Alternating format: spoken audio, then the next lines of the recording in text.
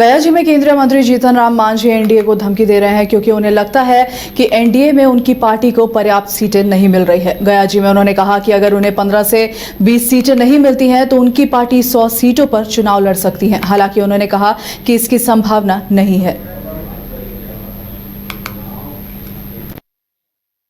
नहीं, एक बात हमने कहा है कि दो विकल्प है हमारे सामने।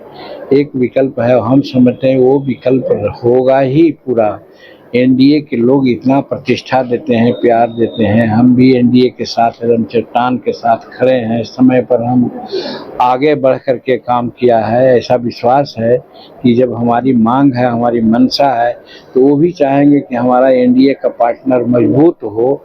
और मजबूत होने के लिए सही है कि मान्यता प्राप्त सीट हमको मिलना चाहिए।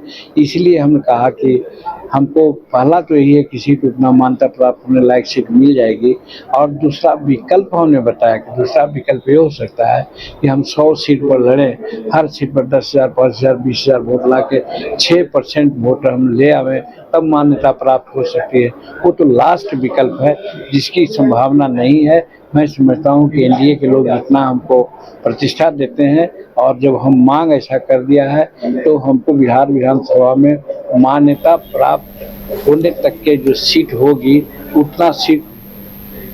छपरा में जिला वाणिज्य प्रकोष्ठ के जिला संयोजक मनोज सिंह ने एक बैठक का आयोजन किया जिसमें जीएसटी के संबंध में चर्चा हुई है। इस बैठक में प्रधानमंत्री नरेंद्र मोदी और वित्त मंत्री निर्मला सीतारमण के प्रति आभार व्यक्त किया गया। वहीं बताया जा रहा है कि व्यवसायी वर्ग के जिला संयोजक मनोज सिंह की जब जीएसटी में 2 ही स्लैब रहे, एक 5% और एक 18% का, तथा बाकी जितने भी लग्जरी व रियायती सामान 40% की श्रेणी में आएगा। उन्होंने ये भी बताया है कि यह सीधे देश में आम जनता को लाभ मिलेगा। भारत आत्मनिर्भर की तरफ और आगे बढ़ेगा।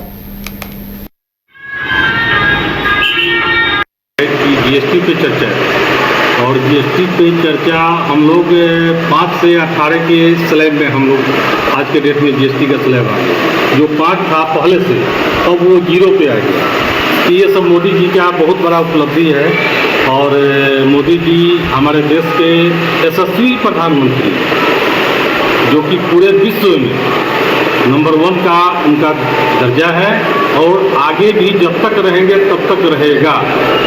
तो जीएसटी पे ये चर्चा जो है बहुत भिन्न भिन्न प्रकार का इसमें टैक्स लागू किया गया है और मतलब जीएसटी को कम किया गया है। जीएसटी को बिल्कुल कम किया गया है और जीएसटी इससे क्या लाभ होगा व्यापार वगैरह में, व्यापारियों को? व्यापार में ही तो लाभ है और जीएसटी पे व्यापार में जो टैक्स था 28%, 30%, 40%, अब कितना तो वो 18 के स्लैब में आ गया और उसके बाद जो भी स्लैब है वो 5% के स्लैब में आ गया। तो बहुत बड़ा तो व्यापारियों में काफी खुशी है इस बार। काफी खुशी का लहर है। विधानसभा चुनाव को लेकर हथियारों के लाइसेंस का सत्यापन चल रहा है। मोतिहारी के विभिन्न थानों में भी तैनात पुलिसकर्मी की लाइसेंस धारियों के हथियार और कारतूसों का सत्यापन कर रहे हैं। इसी कड़ी में मोतिहारी के नगर थाना में लाइसेंसधारी पहुंचे और अपने हथियार और कारतूस का सत्यापन कराया है। वहीं सदर एसडीपीओ दिलीप कुमार ने कहा कि जिन्होंने अपने हथियार का सत्यापन नहीं करवाया है वो निर्धारित समय के अंदर सत्यापन करवा ले, वरना कानूनी कार्रवाई की जाएगी। इलेक्शन को लेकर के हथियार का सत्यापन किया जा रहा है। तो जितना भी लाइसेंसी हथियार धारक हैं उनको पूर्व में सूचना दी गई थी और हम लोगों को टारगेट दिया गया है कि 19 तारीख तक जितने भी थाने क्षेत्र में रजिस्टर्ड हैं लाइसेंस उनको सत्यापन करना है। तो उसी क्रम में अभी लगातार कार्य चल रहा है। टोटल अभी लगभग 30% के आसपास हथियार की सत्यापन हो चुकी है। अपील ये करेंगे कि जल्दी से जल्दी आकर के अपना ये काम कर लें। हम लोगों का इलेक्शन आने वाला है तो और भी काम में हम लोग बिजी हो जाएंगे, क्योंकि हथियार सत्यापन करना एक थोड़ा टफ टास्क है। सभी लोगों का नंबर, गोलियों का मिलान वगैरह किया जाता है। तो सभी से अनुरोध है कि जैसे उनको समय मिलता है 19 से पहले अपना हथियार सत्यापन अगर नहीं करवाएंगे तो इसका रिपोर्ट हम लोग जिला पदाधिकारी महोदय को थ्रू एसपी साहब के भेजेंगे और उनके विरुद्ध जो भी कार्रवाई होना चाहिए।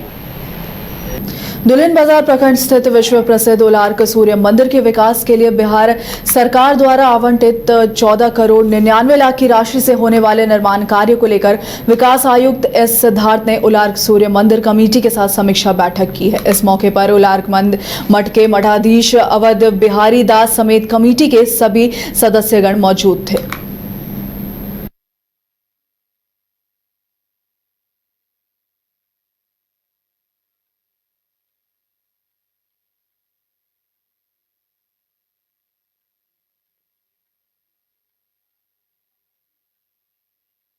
जदयू के पूर्व मंत्री व विधान परिषद सदस्य नीरज कुमार ने प्रेस कॉन्फ्रेंस कर तेजस्वी यादव पर हमला बोला है। नीरज कुमार ने कहा कि आरजेडी अपने शासनकाल में जिस प्रकार अपराधी गिरोह चलाते थे वह आज भी एक्टिव है। आजकल तेजस्वी यादव अपराध को लेकर खूब ट्वीट कर रहे हैं, वहीं लेकिन लालू यादव के सरकार में कई हत्या हुई जिसका आज तक खुलासा नहीं हुआ है। दीना यादव जैसे लोगों की हत्या लालू जी के सरकार में ही हुई है। लालू यादव 38 मामले में दोषी थे। यह है जैसे अनौली के जरूरत यादव, राम छप्पित यादव, छप्पी यादव, विष्णु यादव, विशन यादव, बिन्ना यादव, इंदु यादव, राजनंदन यादव, सतेंद्र यादव, सुगन यादव, दिघवा के कपिल यादव, विजय यादव, शारदा यादव, मलिकाना के अवध यादव, यानी ऐसे लगातार कम से कम 50 नाम सिर्फ मसूरी का है जो दबंग लोगों को हत्या कराया गया ताकि राजनीति में उसका खलल नहीं हो। पटना में भी हुआ, शहर में भी हुआ। तो अनिरुद्ध यादव नौबतपुर का हत्या किसने कराया, आज तक सरकार ने खुलासा नहीं किया। सूरज यादव, दीना यादव की हत्या किसने कराया, आज तक खुलासा नहीं किया। परिहार विधानसभा क्षेत्र में राजद नेता सुनील कुमार उर्फ संजय ने आशीर्वाद यात्रा निकाली है। इस दौरान सैकड़ों की संख्या में युवा बाइक रैली के साथ शामिल हुए और राजद के झंडे बैनर लहराते हुए नेताओं का स्वागत किया है। यात्रा के दौरान जगह जगह लोगों ने फूल मालाओं से नेताओं का स्वागत किया और संजय के समर्थन में नारे भी लगाए हैं। वहीं इस मौके पर सुनील कुमार ने कहा कि वे जनता के आशीर्वाद और विश्वास के बल पर क्षेत्र का विकास करने का संकल्प लेकर आगे बढ़ रहे हैं। इस आशीर्वाद यात्रा में स्थानीय कार्यकर्ताओं के अलावा आसपास के पंचायतों से भी बड़ी संख्या में लोग शामिल हुए हैं। युवा उत्साह और रैली का जोश पूरे प्रदेश इलाके में चर्चा का विषय बना रहा है। दे दिया तो तमाम परिहार के विधानसभा के तमाम लोग सिमरसा और परिहार के लोगों से मैं निवेदन करता हूँ हमारे लिए आप अपना आशीर्वाद व्यक्त करें। मैं आज आशीर्वाद यात्रा भी है मेरा और वोटर अधिकार यात्रा में भी मैं मूवमेंट कर रहा हूँ। और एक चीज़ और कहना चाह रहा हूँ, इस सब के बावजूद भी आपने देखा होगा कि मैं जिला में धरना प्रदर्शन किया, पानी की स्थिति बदहाल है। मुकेश जी उन्होंने नेता विधायक का ही नेतृत्व चले, उनके नेतृत्व में मैं भी बैठा था। डीएम सर आए थे, पीएचडी था। आप देखे होगा उसमें मेरा नारा, पीएचडी के स्कूटी को देखते मेरा टेम्परेचर हाई हो गया। हमने कहा पीएचडी हाय हाय तेरी मनमानी नहीं चलेगी। मैं संस्कारी बच्चा हूँ, मैं मृदुल भाषी संजय कुमार आपका इज्जत कैसे करूँ उसमें मैं विश्वास रखता हूँ। और मैंने कहा है डीएम सर को 4 मुद्दों पर मैंने फोकस किया है।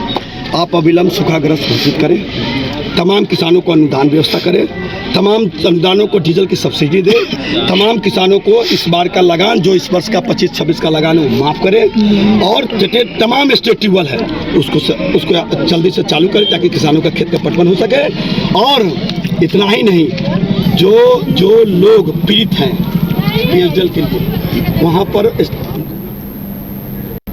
आज पटना में एनडीए ने संयुक्त प्रेस कॉन्फ्रेंस किया। प्रेस कॉन्फ्रेंस में एनडीए के सभी पार्टी के प्रदेश अध्यक्ष मौजूद रहे। प्रेस कॉन्फ्रेंस में एनडीए कार्यकर्ता सम्मेलन की जानकारी दी गई। वहीं जदयू प्रदेश अध्यक्ष उमेश सिंह कुशवाहा ने कहा कि एनडीए का साझा कार्यक्रम चल रहा है और पहले चरण में 31, दूसरे में 38 और तीसरे में 34 और चौथे चरण में भी कई विधानसभा में कार्यकर्ता सम्मेलन कर रहे हैं। हमारे लक्ष्य है 2025 में फिर से नीतीश। वहीं भाजपा के प्रदेश अध्यक्ष दिलीप जायसवाल ने कहा कि जब एनडीए का कार्यकर्ता सम्मेलन आयोजित हुआ उसमें जनता की चट्टानी एकता देखने को मिली है। सम्मेलन में पुरुष से ज्यादा महिलाएं आगे आ रही हैं। सीएम नीतीश और पीएम मोदी जी के नेतृत्व में महिलाओं के लिए सबसे ज्यादा काम हुआ है।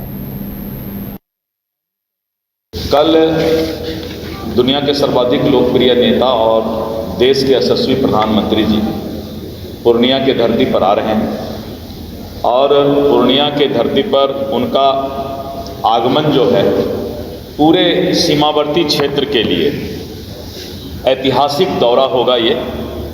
और इस ऐतिहासिक दौरा में प्रधानमंत्री जी सौगात भी लेकर बिहार के लिए जब भी आते हैं तो एक सौगात लेकर आते हैं, और करीब 44-45 हज़ार करोड़ का सौगात जो है प्रधानमंत्री जी लेकर आ रहे हैं। और जिस तरह से रोड इंफ्रास्ट्रक्चर, रेल इंफ्रास्ट्रक्चर और हमारा जो है बिजली का जो बनना है, उसके लिए जो है थर्मल पावर, उड़ान योजना के तहत पूर्णिया एयरपोर्ट का जो उद्घाटन हो रहा है, ये सभी सपना बिहार के विकास के लिए जो पूरा हो रहा है वो प्रधानमंत्री जी हम लोग का पूरा करने वाले हैं।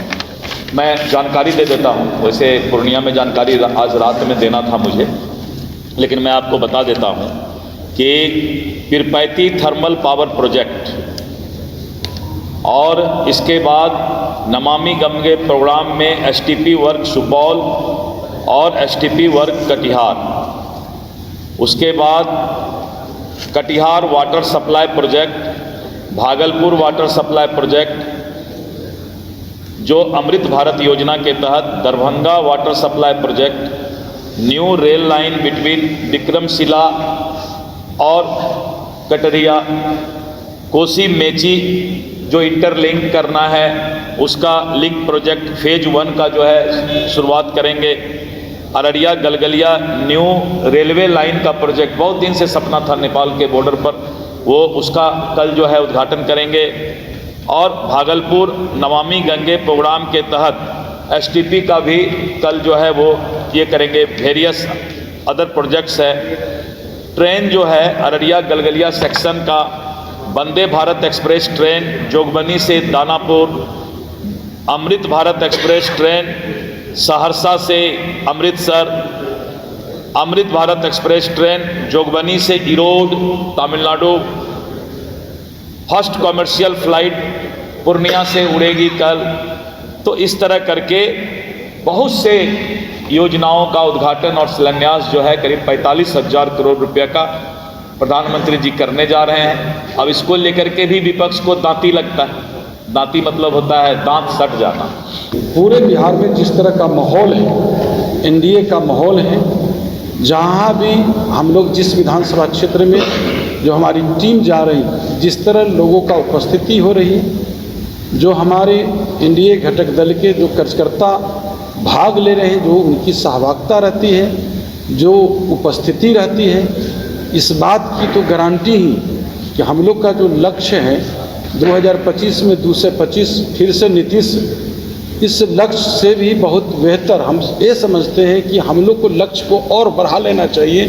जो 243 विधानसभा क्षेत्र है बिहार का, 243 के 243 भी हम लोग चुनाव जीत सकते हैं, ऐसा माहौल एनडीए के लहर हो गया। उसका मूल कारण, उसके मूल में हमारा बिहार का नेतृत्व और केंद्र का नेतृत्व, माननीय मुख्यमंत्री नीतीश कुमार जी के नेतृत्व में जो बिहार की सरकार चल रही है, एनडीए की सरकार चल रही है, माननीय प्रधानमंत्री नरेंद्र मोदी जी के नेतृत्व में जो केंद्र की सरकार चल रही है, जो दोनों नेता जो जिस तरह बिहार के हर परिवार के लिए, बिहार के खुशहाल के लिए, बिहार की तरक्की के लिए जो काम कर रहे हैं, जो हमारे नेता के जो नीति का कोई मुकाबला नहीं, हमारे नेता ने जो काम किया है ऐसा स्वतंत्र भारत में ऐसा कहीं नहीं हुआ। इस तरह से हम लोग जो जिस तरह से फिर इसके पीछे ये भी है कि जिस तरह हम लोग को कार्यकर्ताओं में जो एकता है। शनिवार को भाजपा की पटना में कोर कमेटी की हुई बैठक को लेकर संगठन मंत्री राकेश कुमार ने कहा है कि बैठक में आगामी विधानसभा चुनाव को लेकर रणनीति बनाई गई है। इसके साथ ही साथ केंद्र सरकार और राज्य सरकार के द्वारा जो योजनाएं चलाई जा रही हैं उनसे लोगों को रूबरू कैसे किया जाए उस पर विमर्श किया गया। वहीं तेजस्वी यादव की 16 तारीख की यात्रा को लेकर कहा कि इनके गठबंधन में एकजुटता कभी नहीं होगी। बता दें कि बिहार विधानसभा चुनाव की तैयारी तेज करते हुए भाजपा के राष्ट्रीय अध्यक्ष जेपी नड्डा ने शनिवार को पटना में पार्टी की कोर कमेटी की बैठक की अध्यक्षता की है। बैठक में संगठन महासचिव बीएल संतोष और प्रदेश अध्यक्ष दिलीप जायसवाल सहित वरिष्ठ नेता मौजूद रहे। चुनाव तो आ गया है, भारतीय जनता पार्टी हमेशा चुनाव पे ही रहती है और वो आए और एक शुरुआती जो है कि अभी क्या वातावरण चल रहा है, समीक्षा एक बैठक ज़्यादा कहेंगे जिसमें सभी स्थानीय हमारे जो बिहार सरकार के मंत्री, कोर कमेटी के सदस्य सभी लोग उसमें थे और ज़्यादातर चर्चा इस बात की हुई कि क्या चल रहा है, वातावरण क्या है, उस वातावरण की जानकारी लेकर के आने वाले समय में कैसे इसको और बेहतर बनाना है, समाज के बीच में कैसे जाना है, जो योजनाएं हैं उस योजनाओं को जो केंद्र और बिहार सरकार के द्वारा जो यशस्वी हमारे प्रधानमंत्री और यशस्वी मुख्यमंत्री जी के द्वारा जो योजना चलाई जा रही है उस योजना को ज़्यादा से ज़्यादा जनता के बीच में लेकर के जाएं, ज़्यादा से ज़्यादा चर्चा करें। ये एक नैतिक दायित्व के बारे में उन्होंने चर्चा की। गोल जहां 27 वर्षों के सफर में 17,000 से भी अधिक छात्रों ने डॉक्टर एवं इंजीनियर बनकर भरे सफलता की ऊंची उड़ान, जहां साधारण छात्र भी असाधारण सफलता प्राप्त कर बना रहे इतिहास। दूरदर्शी शिक्षाविद श्री विपिन सिंह के मार्गदर्शन में मेडिकल एवं इंजीनियरिंग के लाखों छात्रों के लिए आशा की किरण के रूप में गोल्ड रिजल्ट फैक्ट्री। घर रहने का मकान भर नहीं, ये खुशियों की तिजोरी है। दरवाजे पर दस्तक देता पड़ोस, खिड़कियों से उमड़ आता आसमां, तारों में उलझी ऐसी ना जाने कितनी दास्तां। कहती हैं चले डायमंड सिटी, एक सफर हम सफर के साथ अपने घर तक। Diamond city, life long bonding, 500 से ज्यादा खुशहाल डायमंड परिवार। जल्दी करें, सिर्फ 200 फ्लैट बाकी, आज ही बुक करें अपना आशियाना। शहर की भीड़ से बोर हो गए हो? तो चलिए आज नए वाइब में आपको लेके चलते हैं, जिसका नाम है वैदिक विलेज। एम्स पटना से 10 मिनट की दूरी पर नौबतपुर में स्थित ये सोसाइटी सिर्फ आपके लिए है। यहाँ पे मेन रोड 30 फीट की है, रिंग रोड 24 फीट की है और ब्रांच रोड 20 फीट की है। यहाँ मिलेगा आपको स्विमिंग पूल, जॉगिंग ट्रैक, मंदिर और 24/7 सिक्योरिटी कैमरा जैसी बेसिक एमिनिटीज। शांति और सुकून से भरा प्लॉट चाहिए तो सोचना बंद करो, अभी कॉल करो नीचे दिए हुए नंबर पे।